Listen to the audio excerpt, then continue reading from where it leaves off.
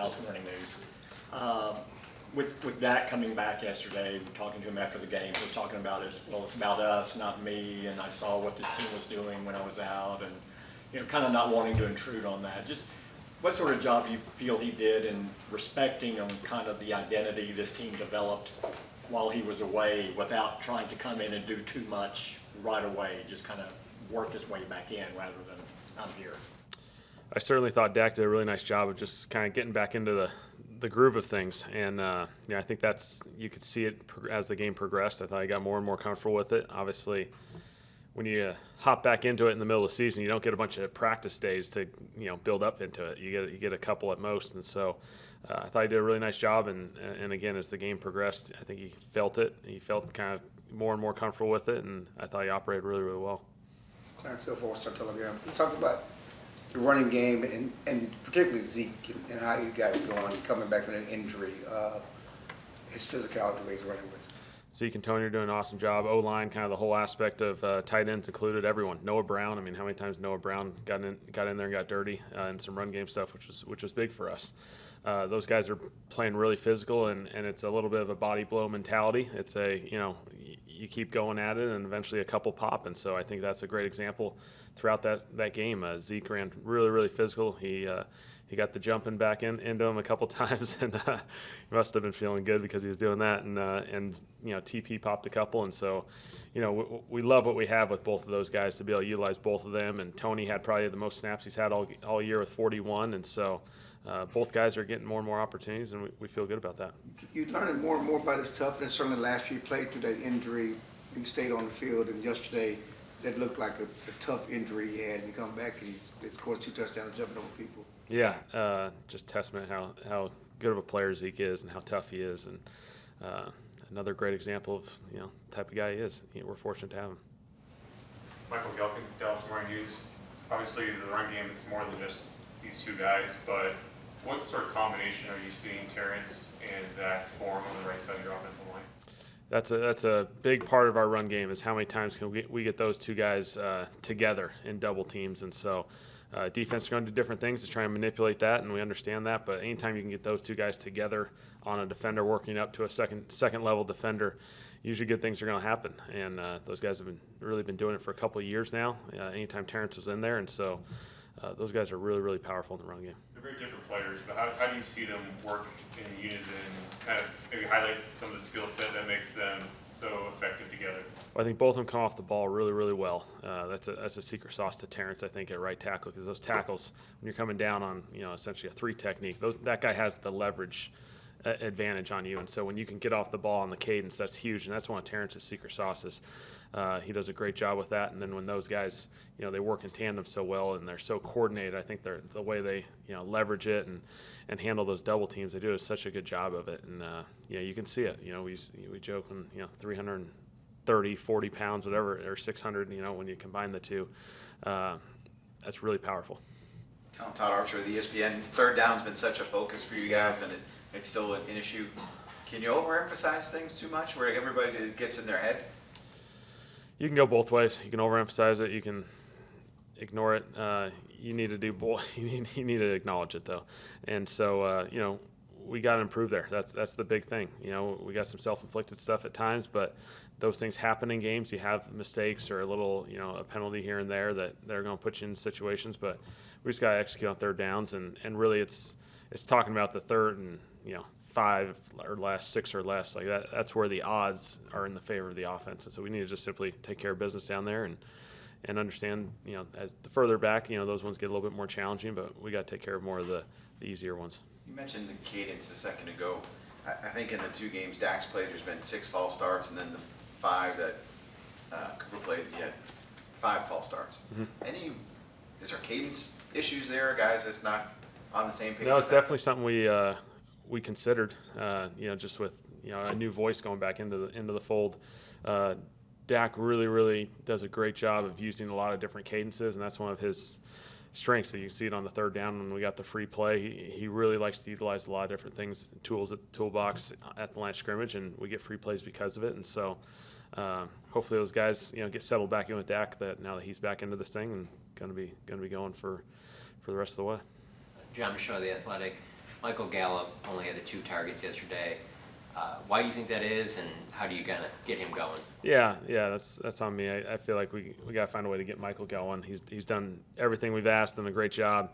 Had the 2 targets, missed those opportunities, and we just got to get him more involved. Particularly, he's a great example of a guy who can help us in some of those situations that we need to improve on. But health-wise, you think he's good? Yeah. I think like any guy, he's going to get better each and every week, and so the more you're out there, the more comfortable you get. So.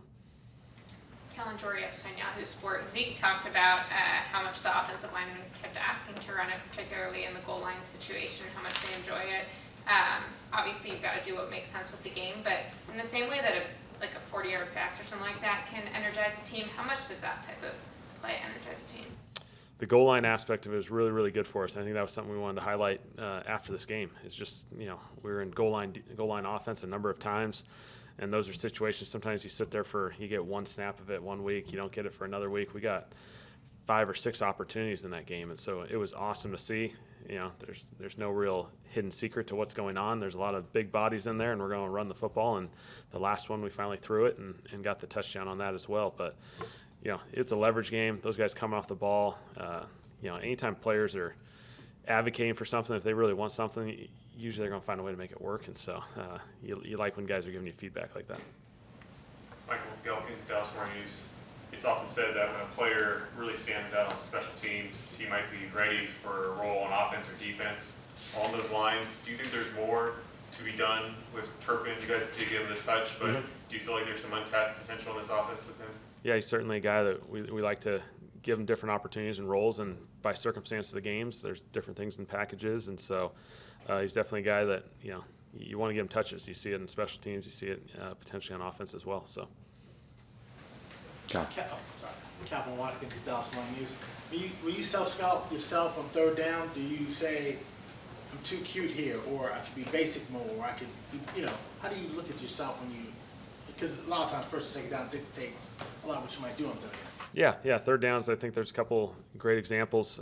Anytime you're in 7+ a lot, your numbers are too high there. That's more correlated with 1st and 2nd down. And then, for the most part, we've been we're 11 for 13 now in short yards, which is 3rd and 1 or less. And, 2 of those, the 2 misses came in this game, unfortunately. And one was the little flip play out the TP, which makes you drive yourself crazy when you don't convert that one because you try and get that one kind of oiled up.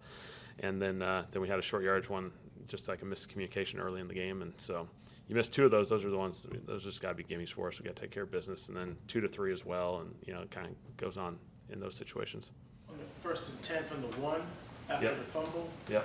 can you take us through the play call? Because, it was a daring pass he made, almost got knocked off, and then TP goes out of silence. Yeah, just a roll out pass, kind of a movement. A lot of times when you're backed up inside the 1, you can kind of try and inch your way out of it with some dives, QB sneak type plays, or you just try and capture the edge at some point. And so you kind of want to avoid the traditional run plays at times, just because any penetration you're kind of stuck. And so we've repped that one.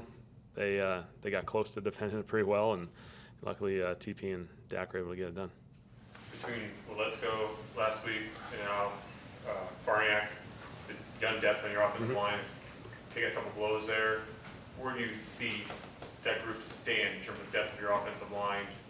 Are you guys okay there, or where are your eyes in terms of looking for people to step up? Yeah, certainly the 53-man roster's where it's at, and we got some practice squad guys that will have great opportunities to progress and potentially earn some opportunities to activation. You got Lindstrom, you got AC, you got Dakota, who came over from Seattle, Isaac, who's been here for a few years, and so you got guys who've been around it for a little while for us. They've been developing here, and these are opportunities for those type of guys. That's why you carry guys on practice squads and have depth in positions that when things like this happen, next man up and let's roll. Lindstrom, has he done anything to really, he's had some opportunities obviously, but what stood out to you about him? Yeah, just a really smart, consistent player. He's continued to progress just like he won as a younger guy, and so I think he's smart. He understands what needs to be done in the game, and if we called upon him, I think we all would feel pretty comfortable with him. Kyle Youmans, DallasCowboys.com. When Jake Ferguson was drafted, what were the expectations around his blocking ability, and how has he lived up to those expectations so far? Jake, we want him to just come in and compete. We like when we can be able to utilize multiple tight end personnel packages. I think it's a huge advantage for us, and we've had success with it in the past. And so bringing Jake, bringing Peyton, having Sean here, we can utilize those. And so Jake, we saw a guy on film who was a really tough physical player. He certainly had the pass game production, probably at Wisconsin. And I think the consistency in the run game has been awesome for us, and we've really, really been fortunate to see that come out of him now that he's had this opportunity. And so all those guys, we really got 3 to 4 guys, Sean being activated at times, that can all pop in there and play. And so we feel fortunate to have that kind of depth there. Jerry talked yesterday about wanting Dak a little more involved in the RPO game and running and at least showing that threat for the purpose of opening up the passing game. Where do you stand on that? No, I'm certainly something Dak's done plenty in his time here, and so something that's always available to us. And as we continue to get back past this post-injury phase, the more we can continue to build and utilize other things. In the goal line, the fourth quarter, you guys had that grouping with Pollard kind of in the wing there. What do you feel like that does for a defense with the stress that he creates in motion, and then Zeke and hit a tight end off of it? Yeah, I think it's just there's some moving pieces that they have to account for. And so obviously there's the threat of Tony out there. Zeke's still in the backfield, and we got the 3 tight ends we feel really good about. And so certainly there's a number of things. Everyone can use their imagination of different things you can utilize that personnel group with. And so we felt good about the north and south runs, kind of grinding it out in there. And, obviously the pass came off it, and, something that we can look into the future ways we can utilize it. Does Turpin tell you ahead of time that, hey, I'm going to do a backflip on this victory formation, or how does that go over for the coaches? It's pretty impressive. That was one of the more impressive things of Sunday. So he does a lot of that practice, believe it or not. So just goes to show who he is. Alrighty, thanks, Kellen. All right. Thanks, guys.